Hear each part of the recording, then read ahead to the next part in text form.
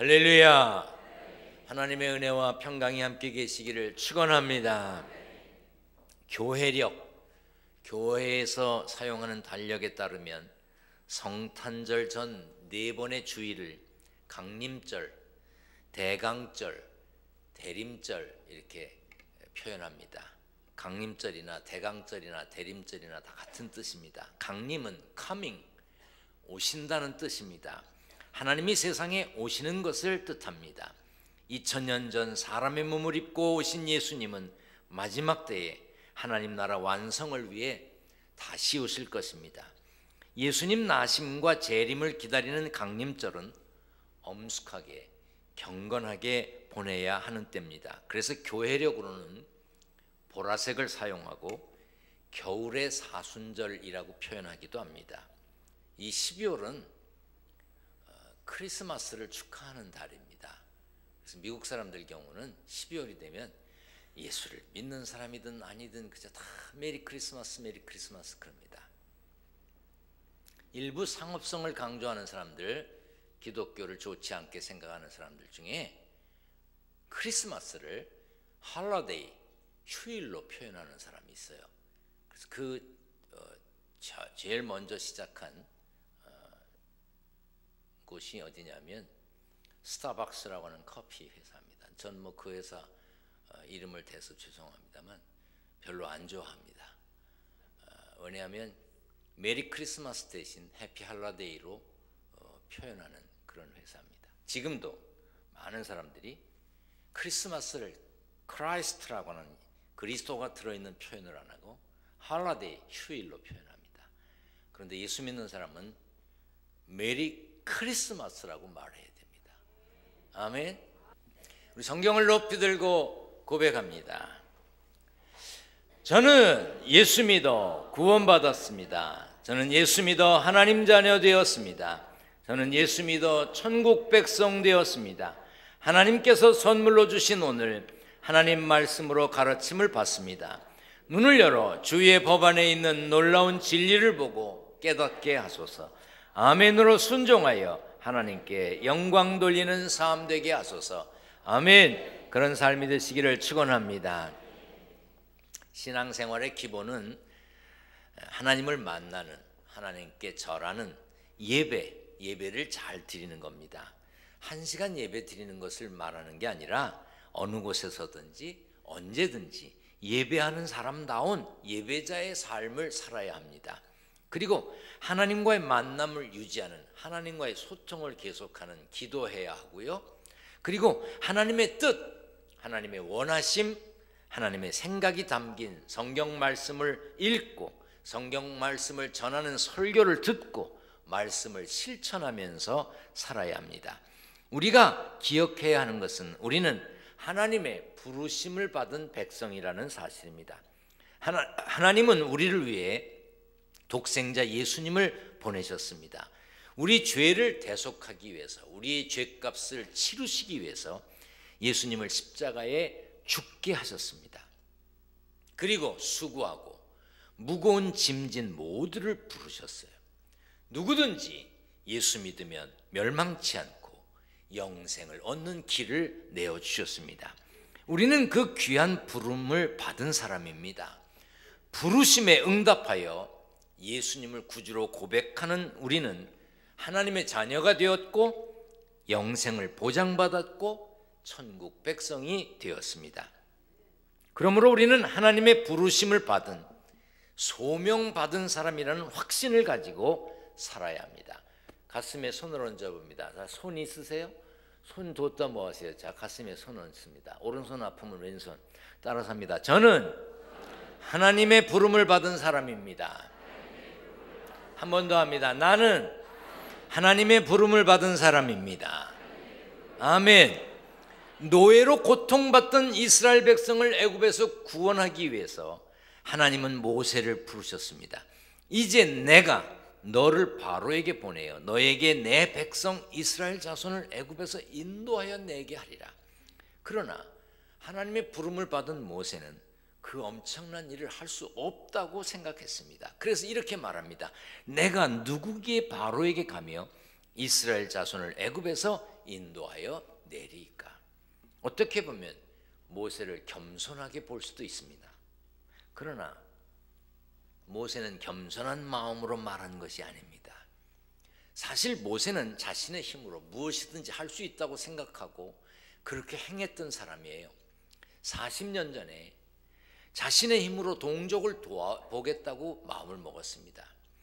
그러다가 동족을 괴롭히는 애굽 사람을 쳐 죽였습니다.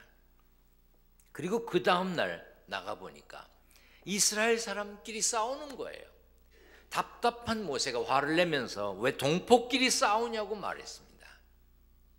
그때 싸우던 사람이 누가 너를 우리를 다스리는 자와 재판관으로 삼았느냐?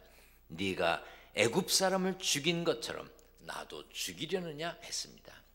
모세는 동족 이스라엘 사람을 도우려고 했지만 사람들은 모세를 좋게 여기지 않았습니다. 그래서 그들은 모세가 애굽 사람을 죽인 것을 드러냈습니다. 세상 일도 마찬가지죠. 내가 도와준 사람이, 내게 도움받은 사람이 원수 노릇할 때가 있습니다. 실컷 도와줬더니 뒤에 가서 딴짓하는 사람 보셨죠? 저도 봤는데 제가 봤을 정도면 아마 여러분들은 더 많이 보셨을 겁니다. 모세는 그때의 경험 때문에, 자신을 비난했던 사람들 때문에 자신을 향한 하나님의 부르심을 잊어버렸어요. 잃었습니다. 하나님의 부르심을 소명, 부를 소자, 목숨 명자, 명할 명자를 써서 소명이라고 말합니다. 소명은 임금이 신하를 부르는 명령에 쓰이던 단어입니다. 기독교에서는 이 소명을 사람이 하나님의 일을 하도록 부르시는 일을 말합니다.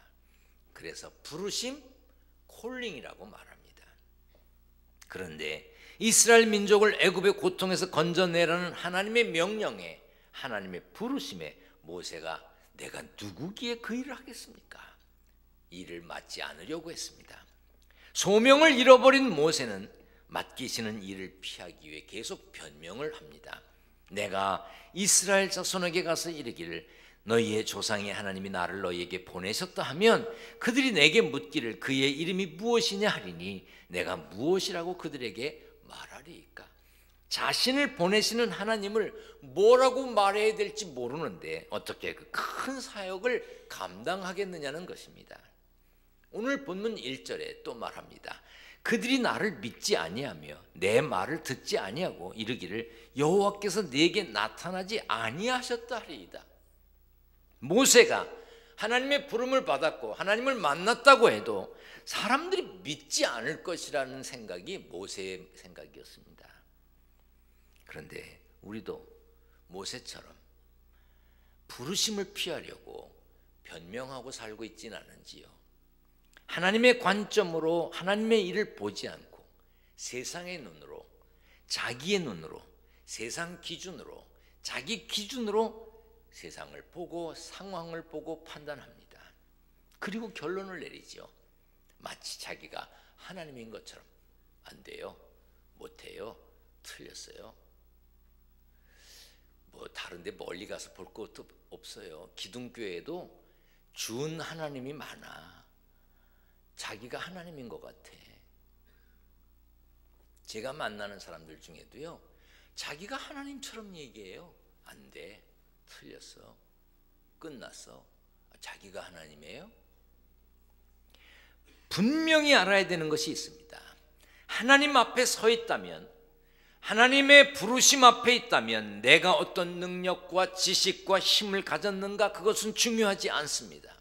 전능하신 하나님이 나를 부르셨다는 그 부름 자체가 중요한 것입니다. 사도행전 3장에 보면 베드로와 요한이 성전에 기도하러 갔어요. 그런데 미문에 나면서부터 걷지 못했던 사람이 구걸을 하고 있었습니다. 베드로와 요한이 가니까 뭔가 얻어보려고 쳐다봤더니 그때 베드로가 이렇게 말했어요. 은과 금은 내게 없거니와 내게 있는 이것을 내게 주노니 나사렛 예수 그리스도의 이름으로 일어나 걸어라. 세상 사람들은 은과 금이 있어야 무언가를 할 수 있다고 생각합니다. 그러나 하나님의 일을 감당하는 것은 은과 금에서 나오지 않습니다. 베드로는 예수 그리스도의 이름으로 일했을 때 하나님의 역사가, 하나님의 기적이 일어났습니다. 예수님의 이름에는 권세가 있습니다. 지금도 예수 믿는 사람이 예수 이름을 사용하면 하나님의 능력이 나타납니다. 사람들 보기에는 힘없어 보이고 우스워 보여도 예수 이름 앞세우면 하나님의 능력이 나타납니다. 우리 반주 없이 한번 찬양해 보겠습니다. 예수 이름으로, 예수 이름으로 승리를 얻었네. 그렇게 김 빠지게 불러서는 승리를 못 얻어. 아니, 예수 이름으로 승리를 얻었다는데 예수 이름으로 그 맥 빠져서 승리가 되겠어요? 다시 한번 힘차게 시작. 예수 이름으로, 예수 이름으로 승리를 얻었네. 예수 이름으로, 예수 이름으로, 예수 이름으로 승리를 얻었네. 얻을 것이라가 아니라 얻었네. 얻었네가 고백입니다. 성경에 보면 하나님께서 부르신 사람들은 대부분 그리 특별한 사람들이 아니었습니다. 모세도 한때 이집트의 왕자였다고 하는 그런 경력은 있었어요. 그러나 하나님의 부름을 받았을 때는 별 볼 일 없는 광야에서 양치는 80노인이었습니다. 물론 연세 많으신 분들이 건강하고 일할 조건이 되고 누가 일을 시켜만 준다면 일하시는 게 좋지요. 그런데 나이 80에 들판에서 양치기를 한다는 것은 그리 성공한 인생이라고 볼 수 없습니다. 하나님은 그런 모세 80 양치기 모세를 부르셨습니다. 다윗도 크게 다르지 않았습니다. 처음 부름받았을 때 아무도 주목하지 않는 들에서 양치던 어린 목동이었습니다. 양치는 일은 예로부터 지금까지 대단한 일이거나 부러움을 사는 직업이 아닙니다. 요셉은 어땠습니까? 노예였고 죄수였습니다. 다니엘은 포로였습니다. 하나님은 조건과 배경이 갖추어진 사람을 부르실 때도 있지만 보잘것없고 힘든 상황에서 그야말로 치열하게 살아가는 사람들, 그런 사람들을 부르시기도 했습니다. 그러므로 하나님의 일을 하는 사람은 나 같은 사람도 사용하신다는 은혜에 감사하며 하나님의 능력을 믿고 따르는 순종을 하면 되는 것입니다. 하나님의 능력을 믿고 순종하면 감당할 능력도 하나님이 주십니다. 모세는 하나님을 잘 알지 못해서 하나님을 잘 설명할 수 없기 때문에 하나님의 일을 할 수 없다고 했습니다. 그런데 우리가 예수 믿지만 누가 예수님에 대해서 물어보면 정확하게 말할 수 있는 사람이 몇이나 될까요? 우리가 하나님 나라에 가기를 소망하며 하나님을 사모하고 천국의 소망을 가지고 바라보지만 누가 여러분에게 하나님에 대해서 묻거나 천국에 대해서 물으면 구체적이고 정확하게 설명할 수 있는 분이 몇이나 됩니까? 많은 신앙인들이, 심지어 신학생 목회자들도 성경 지식이 부족하다는 이유로 좀 더 배운 뒤에 일하겠다고 합니다. 저와 같이 신학 공부를 했던 친구가 있습니다. 그 친구가 대부분 매주일 우리 교회 설교를 듣는다니까 이 설교를 들을지도 모르겠습니다. 본인은 알겠죠, 자기 얘기하는 거. 신학대학을 졸업하고 대학원에서 신학 석사 학위를 받았습니다. 박사과정 공부도 다 했어요. 학위는 받지 않은 것 같아요. 그런데 늘 자신은 부족하다면서 목회를 안 합니다. 그리고 뭐라고 말하는 줄 아세요? 나는 부족해서 더 배우고 하겠다고. 아주 겸손하게 말하는 것 같지만 나이 60 중반이 돼갖고 더 배워서 뭘 할 건데. 그건 교만이지, 겸손이 아니에요. 하나님을 다 알고 하겠다고 하는 교만입니다. 만물을 창조하신 하나님을 우리가 어떻게 다 알 수 있습니까? 어떻게 성경 말씀을 다 이해할 수 있습니까? 어떻게 하나님이 하신 일과 계획을 우리가 다 알 수 있습니까? 제가 자주 그런 말씀 드렸죠. 제가 학교에서 학생들을 가르칠 때 교묘한 질문을 하는 학생들이 있어요. 교수를 골탕 먹이려고 대답하기 곤란한 난제를 질문합니다. 매 학기 있어요. 그러면 저는요, 그런 질문을 학생에게 박수를 칩니다. 혼자. Good question. 좋은 질문이야. 다음 주까지 연구해서 발표해. 그리고 제가 잘 몰랐던 그것을 저는 일주일 동안 공부해 갑니다. 그리고 그 다음 주에 그 학생을 발표를 시키고 몇 가지만 지적해 줍니다.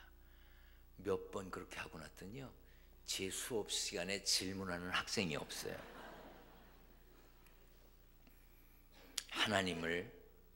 하나님의 뜻을 다 알 수 있고 다 배울 수 있다고 생각한다면 착각일 뿐 아니라 교만입니다. 우리는 다 모름에도 불구하고 일 맡김을 받고 부족한 중에도 쓰임 받는 겁니다. 모세는 하나님을 모르니 하나님의 일을 할 수 없다고 했습니다. 하나님께서 자신을 보내셨다 해도 백성들이 믿지 않을 것이라고 했습니다. 이는 하나님의 생각보다, 하나님의 뜻보다 자기 판단이 더 우월하다고는 교만이죠. 하나님, 제가 가라고요? 사람들이 안 믿을걸요? 하나님, 제가 가서 하나님 만났다고 말하라고요? 하나님이 저를 만나주신 걸 사람들이 인정하지 않을 텐데요? 자기 판단을 가지고 하나님을 무시하는 거예요. 우리도 하나님의 뜻하신 일을 우리 생각으로 판단할 때가 있습니다. 그러다 보니까 어떤 생각을 하냐면 하나님께서 내가 예상한 대로 일할 것이라고 생각합니다. 그런데 이사야 55장에 뭐라고 그랬죠?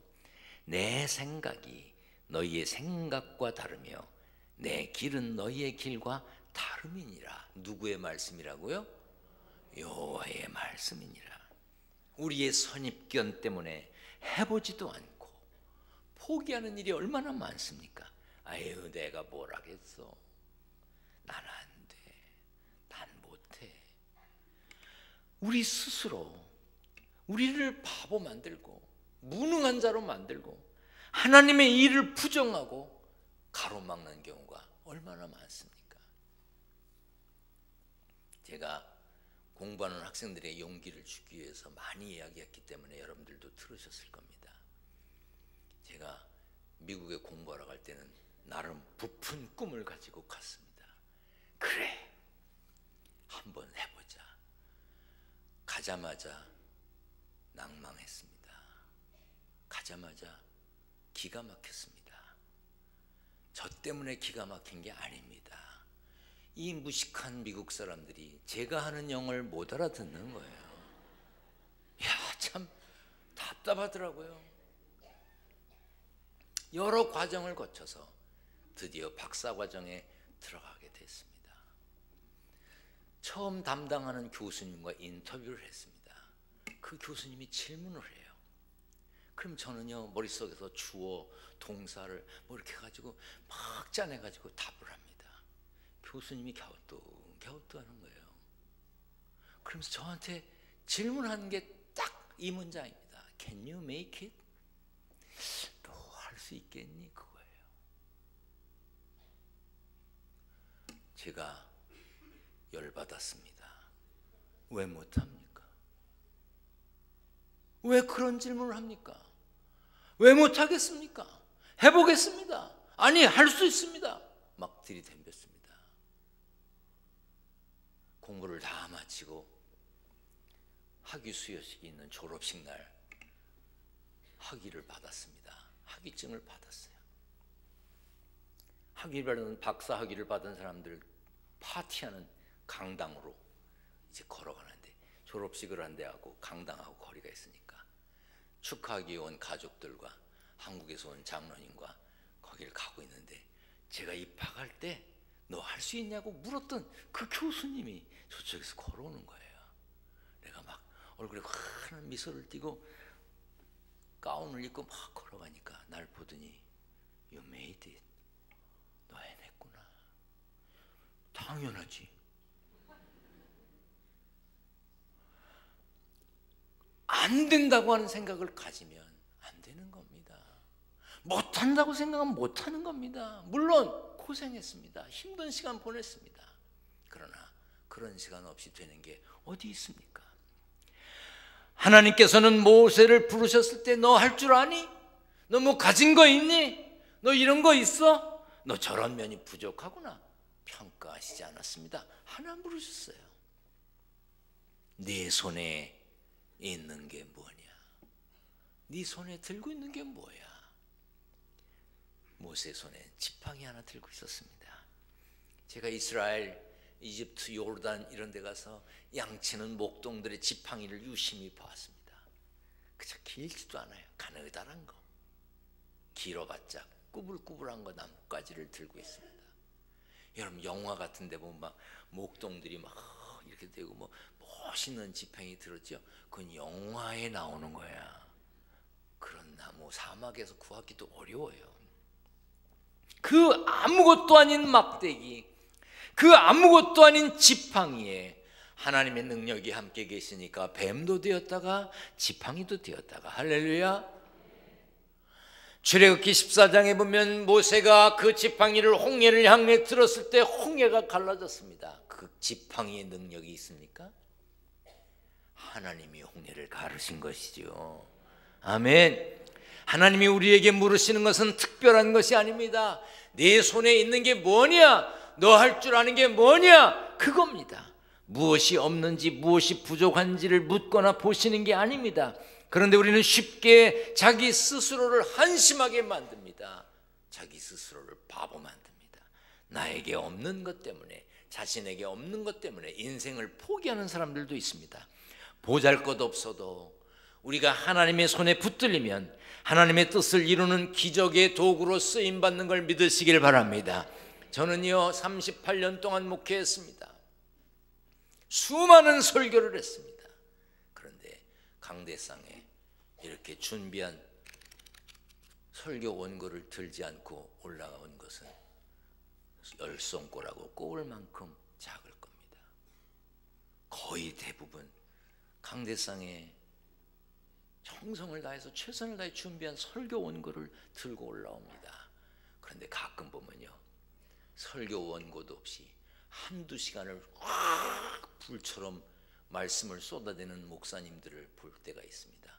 그러면요 저는요 신기하기도 하고요 부럽기도 해요. 저는 이렇게 오랫동안 목회를 했는데 지금도 작은 회의를 하려면 메모를 써가지고 갑니다. 우리 장로님들이 잘 아십니다.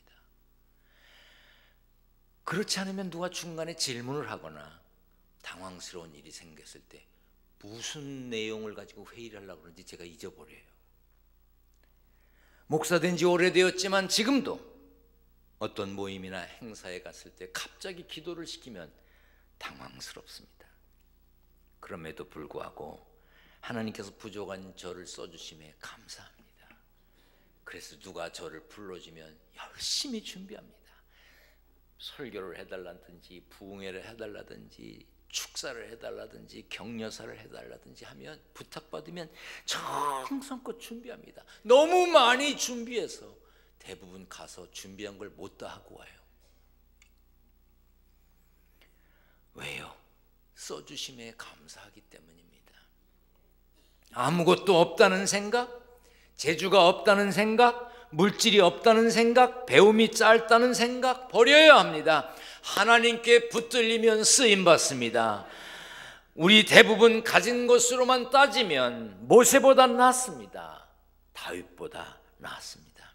우리는 부름받은 사람으로 사명받은 사람으로 살아야 합니다. 그런데 사탄은 우리가 부르는 받은 사람처럼 살지 못하게 합니다. 하나님의 자녀처럼 살지 못하게 합니다. 예배 잘 드려야 하는데 예배 못 드리게 방해합니다. 기도하며 하나님과 연결된 줄을 놓지 말아야 되는데 기도 못하게 합니다. 말씀 가까이 하고 말씀 들어야 되는데 하나님이 원하심이 무엇인지 알아야 되는데 우리가 말씀 들을 기회를 마귀가 자꾸 뺏어갑니다.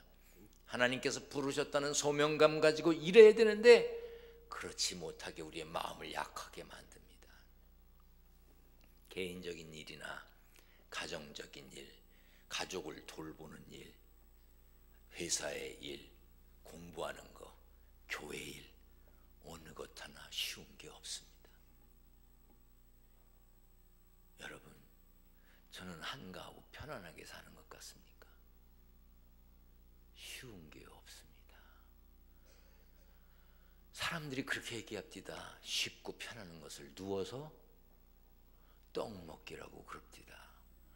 저는요, 실험 정신이 강해서요, 정말 누워서 떡 먹는 게 쉬운지 해봤습니다. 어렵더라고. 누워서 떡 먹는 게 뭐가 쉬워? 저는 누워서 떡 먹어보고 내가 내린 결론은 쉬운 일은 없다는 거예요. 없다는 거. 남이 한 건 다 쉽지요. 쉬운 일 없습니다. 내가 개인적인 일이나 가정적인 일, 가족을 돌보는 일, 사회에서 일하는 일, 교회에서 일하는 일, 그 무거운 짐을 지고 가는 우리 중에 하나님, 이 짐 벗겨주세요 하는 기도를 하는 자가 아니라 하나님, 지고 갈 능력을 주옵소서, 지고 갈 힘을 주옵소서, 그렇게 기도해야 합니다. 사명자답게, 하나님께서 일 맡기셨다고 하는 사명자답게 가정과 일터, 교회 어디서든지 하나님께서 맡기신 일이라고 여기고 최선을 다하며 빛되고 소금된 삶을 살려고 애쓸 때 하나님이 우리와 동행해 주실 줄 믿습니다. 그 승리의 삶에 저도 여러분도 주인공이 되시기를 축원합니다. 축원합니다.